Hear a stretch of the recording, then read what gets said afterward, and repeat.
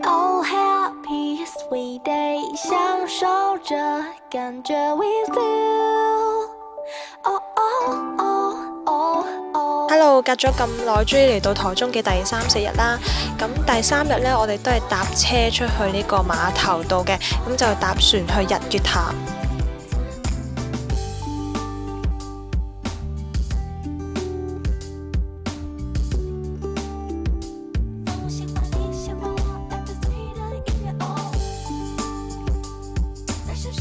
嚟到呢邊呢，叫伊達邵，係原住民邵族住嘅地方。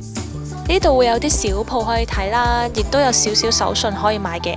原來11月份呢，台中好早就會日落噶啦，所以喺3、4點嘅時候呢，我哋就已經搭車去清境嘅民宿啦。我哋住嘅民宿叫做五里坡景觀民宿，係喺山上面嘅。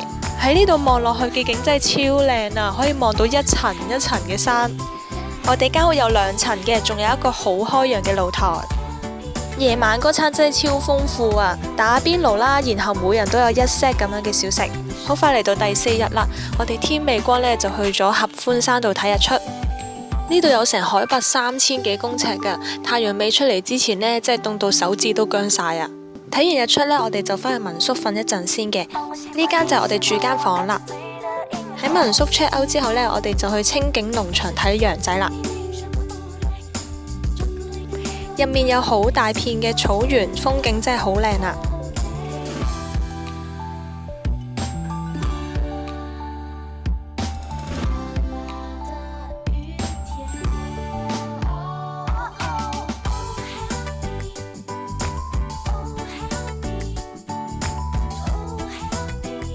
食呢個嘅咩？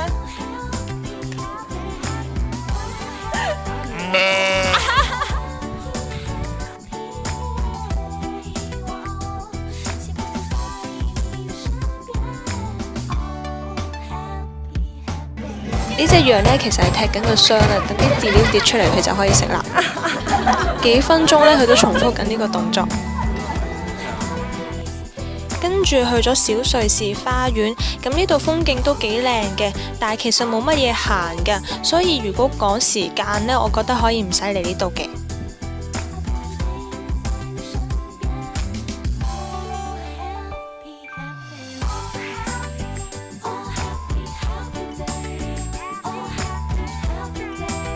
呢日其實都去咗好多地方啊！呢度係奧萬大。如果早1、2個月嚟嘅時候呢，應該會見到好多好靚嘅紅色楓葉㗎。睇完清境一帶嘅景點之後呢，我哋就要返去市區啦。搭咗成2個幾3個鐘嘅車呢，我哋終於嚟到新翼旅店，我哋喺市區嘅酒店。其實第2日呢，我哋好早就要去機場啦，所以近近地租咗呢間酒店瞓一晚。呢度每一層呢都會有唔同嘅主題㗎，啲設計都幾得意。樓下 reception 附近呢，仲有一個商務中心嘅，有幾部電腦可以上網啦，同埋有埋自助洗衣房。夜晚就出咗台中車站附近揾食啦。